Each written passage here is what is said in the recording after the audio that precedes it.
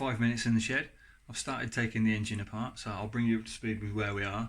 We had a few problems actually taking the engine apart. I'll talk you through them on the bench and I'll show you the engine. Right then. So this is how far I've got with the engine at the moment. So since the last video, I've taken the timing cover off, I've taken the gearbox cover off. Actually, they are very dirty and a bit crappy inside. Obviously, it's all going to need a real serious degrease, but there's no missing teeth or anything like that. It looks in pretty good condition. You know, everything kind of moves freely. Oil pump seems to be okay. There's no nasties on the gear selectors or anything like that. Splines look okay. Kickstart return spring and everything is okay. So that's the timing side, the gearbox side, looking pretty good. I've also taken off. Let's turn this around. Check, yeah, you can see that. Yeah. Also taken the primary drive side off. Primary chain looks pretty good. Tension on it isn't too bad. Generator looks okay. Rotor and stator looks okay. Clearance is pretty good around here. The clutch is in there. I don't know what condition that's in, so I'm taking it apart yet, but there's no nasties on it. A few bits when I took the cover off. It's full of bolts.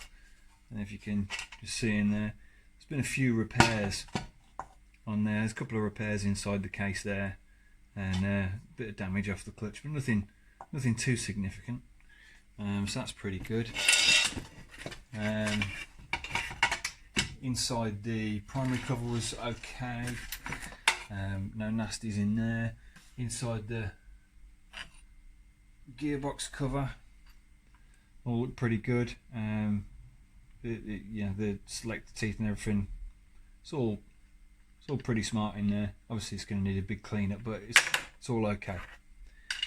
So next stage, just grab a rag for that. Next stage is to take the barrels off. Now, I say barrels, but anyone watching in America will know these as jugs, which makes me laugh every time.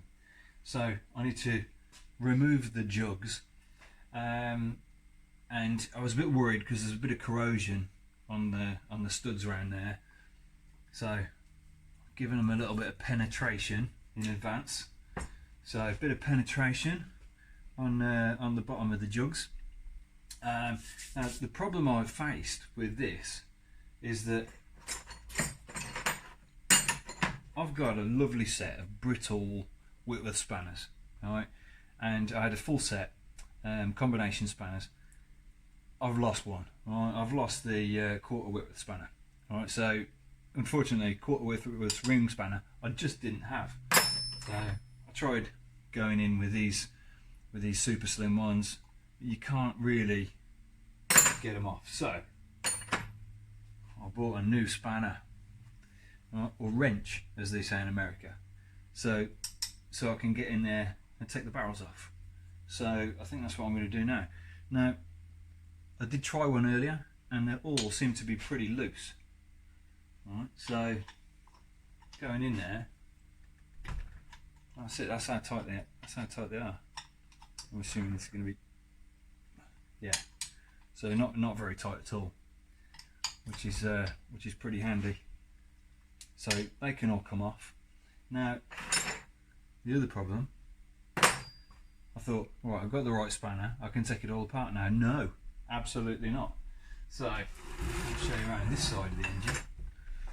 Check, you can see on the screen there. If I bring it a bit closer maybe, and up a little bit there. Actually, put a bit of light on the subject. You can see in there. Right, now I've got my new quarter spanner there, which fits a treat. Alright, brilliant. However, these two nuts at the back on the inlet side, it doesn't fit. These I found are 5/16 Whitworth nuts, right, across the flats. However, I can't get in. with 5/16 spanner. So 5/16 ring spanner, one of my nice brittle ones. Tried to get in, not a chance, no hope, just doesn't fit at all, can't get around the back of it. And this one, the stud is through the nut a little bit too high, so I can't even get the ring over it, but I can't get in to undo that. Right. So offset rings, can't get those in, can't get anything in there at all.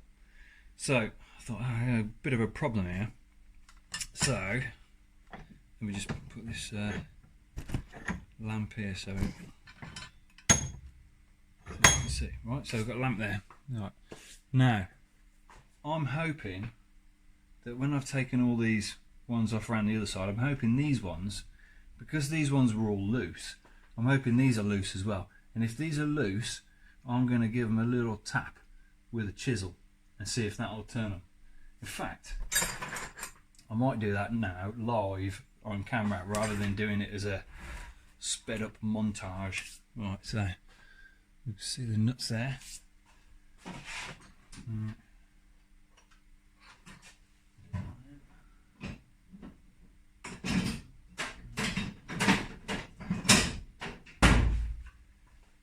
I've got this little chisel. This came out of my father-in-law's toolbox that I kind of inherited. It's a lovely little chisel. I don't know where you get it from, but it's lovely and it seems to work on everything. It's nice and sharp, so it's got a bite on the end of it. And I'm going to have a go to see if these will tap round. Looking at it, actually, there are a couple of chisel marks in these nuts. I'm wondering if someone's actually put it on with a chisel, because there's no way you can get in there with a spanner to put it on. So it must have been put on with a chisel as well. So I'm hoping it will come off the same way. Let's give it a go.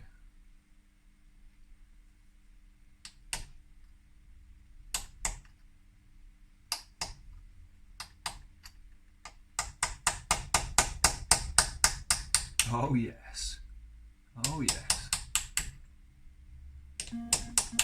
The theory was correct. The nuts were loose. Brilliant. Let's try the other one. I bet the other one won't come off now. I bet the other one's going to be tight. Come on, be lucky. Oh yeah.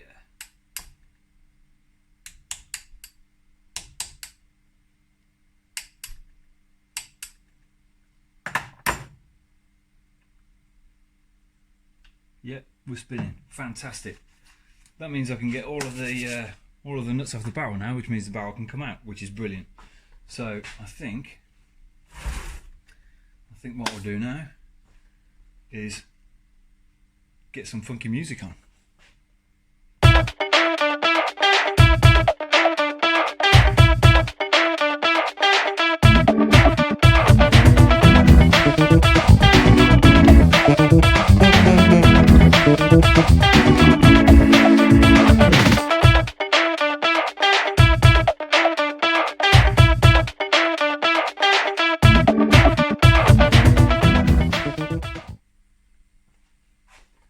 Right, so I've got the barrels off, and I've got the cam followers out. Now, the cam followers are battered, really, though they're really rough. So that's the inlet cam, both sides very, very rough. I don't really want to use that again. Exhaust side, yeah, they're a bit rough too. In fact, they look like they've been reground. They look like someone's had a go at regrinding them. There's fresh grind marks and a dimple in that one as well. I don't know what the cams are going to look like.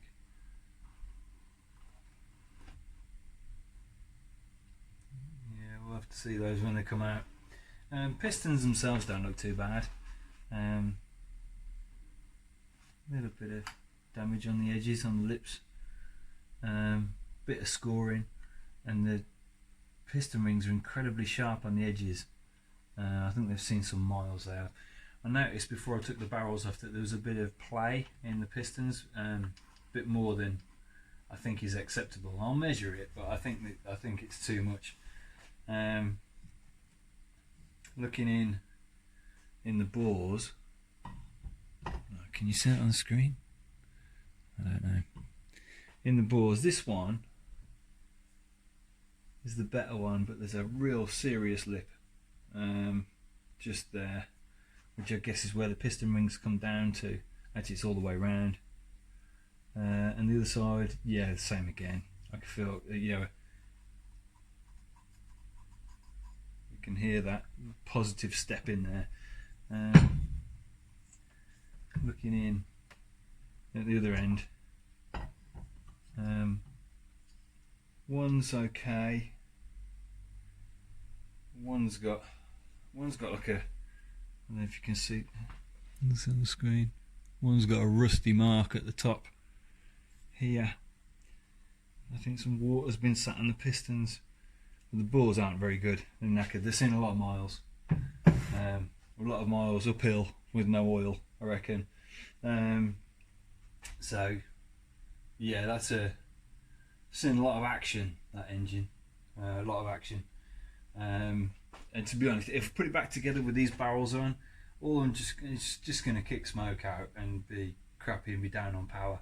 And it's only a 350 engine. I want as much power out of it as possible. So I think I'm going to have to rebore it. I'm going to have to rebore on the barrels, go up a size on the piston, and get some shiny new rings in there. And I think I need some new cam followers as well, because that's not right. That's not good. If I can show on the screen, you can see that. So the marks on the top of that. It's not nice. Not nice. We won't use those again. Right. So next stage then. So I've got the pistons. I'll take the pistons off at some point. Barrels. I'll stick them over there because they've got to go away and get bored out and stuff.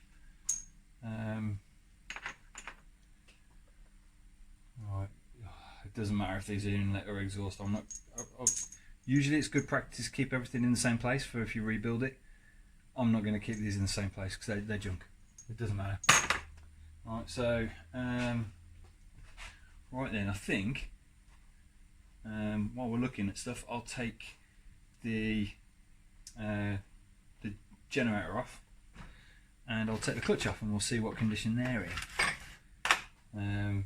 Hopefully they're not going to be full of nasties. We shall see. So funky music time, I reckon.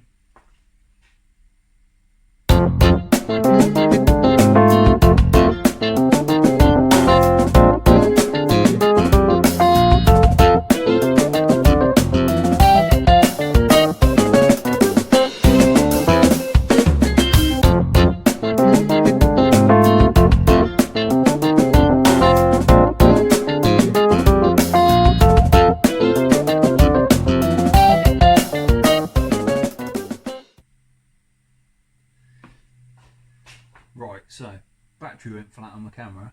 However, got the stator off. So the rotor's left in there. Now I need to get the wire out, and the wire sort of threads through the engine, comes out the bottom. Now if I move this round, clutch out. Oh, clutch, by the way. Have a look at the clutch plates that come out of it. Not a lot of meat left on those at all, so the clutch is pretty much worn out, so going to need a new clutch. I've also noticed as well, the clutch basket, these slots here are where the friction plates slide in and out. They're all burred up on the slots, and from previous experience I know that when you're trying to actuate the clutch, that makes it a bit sticky and a bit crappy, so I think a new clutch basket as well. So so the wire, so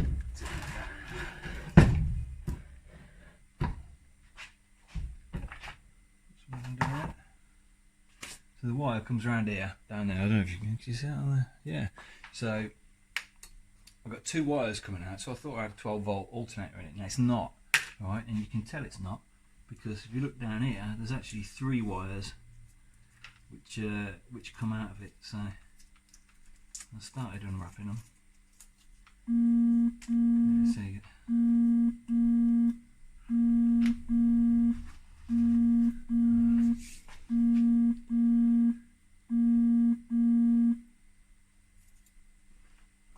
Yeah, so 3 wires. So we get into that.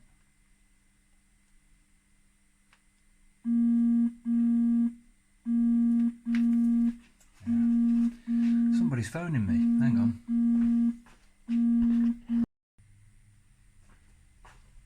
Yeah, sorry about that. Phone rang. How rude. Now, if I was any kind of fantastic video editor kind of guy, I'd edit that out. Maybe start again and do it all over again. But I'm not. Keeping it real. So, yes. Where were we? We were with these wires. So, got 3 wires coming out of the engine.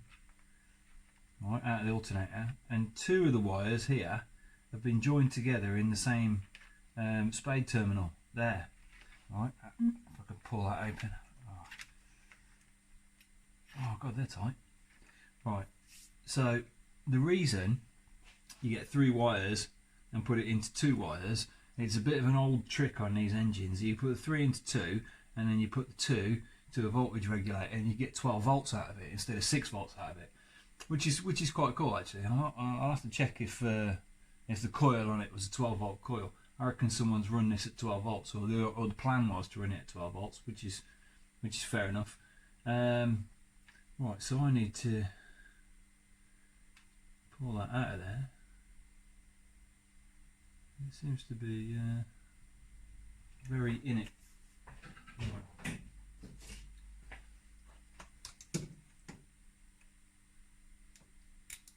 I'm going to be replacing all these anyway, so it doesn't really matter if it dies.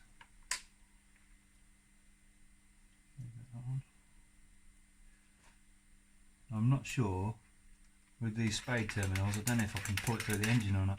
Oh dear, that one just came off the crimp. Right, that should pull through the engine now anyway. Oh, that's going to come off. Yeah, so I guess that was a failure waiting to open anyway. So it's probably a good job on taking it off. There we go. Right. So now that wire should thread up there. It's a bit old and crispy.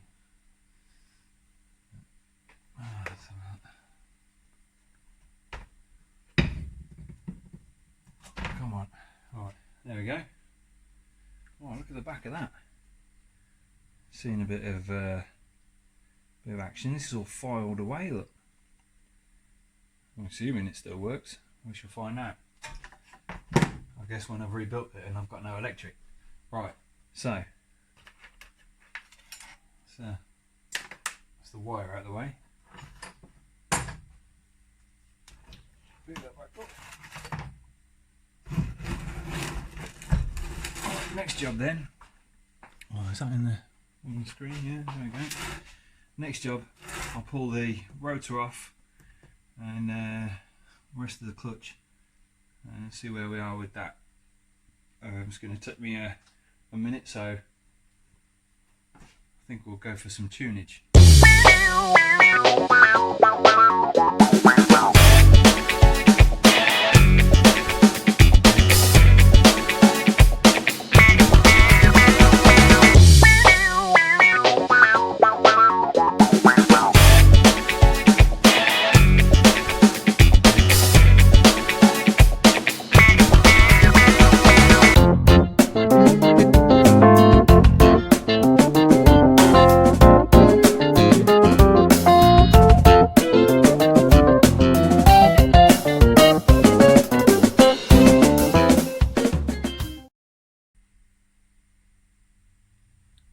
Right then, so clutch centre's out, which is, I've put over here. Oh, bolt's falling that bit. There's the clutch centre. Clutch centre came out super easy, which is ace, because usually it can be a bit of a fight. So that came out super easy, and even better than that, well, all the rollers stayed in place. So this runs on needle rollers around that gearbox output shaft, and you can see all the needle rollers there. Now as soon as you try moving that, they're all going to fall everywhere. Right, so I've got my magnet tray here, and I've got a magnet stick here, and I'm going to see if I can pull some out. So there's one.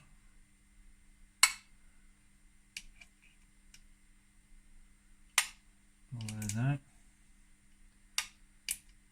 It's a lot easier doing it in a more controlled way when you can see where all your rollers are, than instead of rolling all over the floor, because they never land on the floor exactly where you want them. They hit the floor and then they go off on this like wild journey all by themselves, never to be seen again, ever.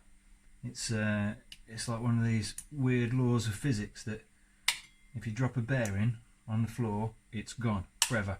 It joins the 10mm sockets and 10mm spanners that you never ever find, even though you know you had 20 10mm sockets and you can't find any of them. So the other thing is, the other great bit about working on this engine is there's no 10mm on it.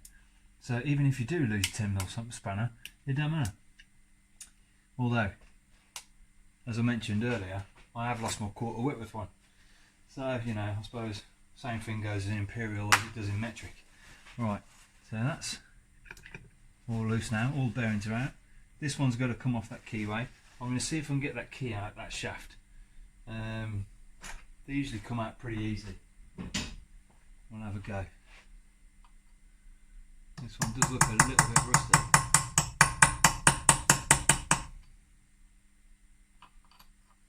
Come on. There we go.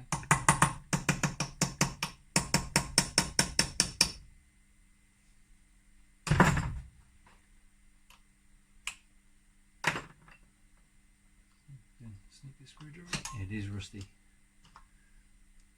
Come on, there we go. There's the Woodruff key, that shaft.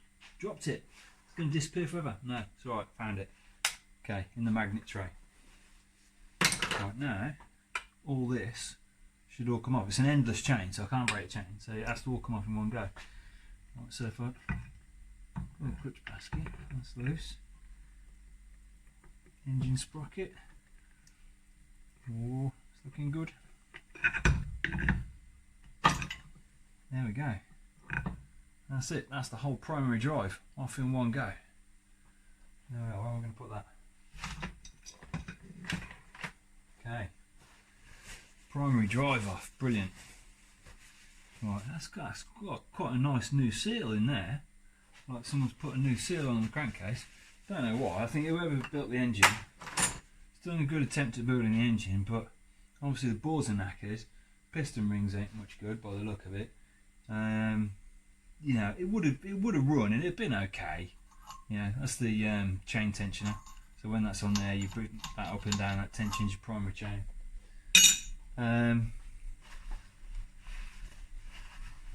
You know, it's all right, the engine, but it's going to need pulling. Yeah, it looks pretty good. It's the sealed top. The later top has a few holes in here, and the engine breathes into the case, which lubricates the chain, which is all right. But best way to vent an engine is out the crankcase, not into the clutch case. I don't know whether they did that to stop the oil leaking on the floor or what, but it's a triumph. It's going to leak oil on the floor, whatever. So that side's pretty much done. Need to pull that off. It's going to need proper pullers, I think, to do that one. Yeah, this cover here, you can unscrew that to change the primary drive socket, but it doesn't matter because we're going to pull the gearbox off and everything and split the cases, so it doesn't really matter about that. So that's primary side done. Next side is the timing side and pulling the gearbox out, but I think that's my 5 minutes in the shed. Thanks for watching.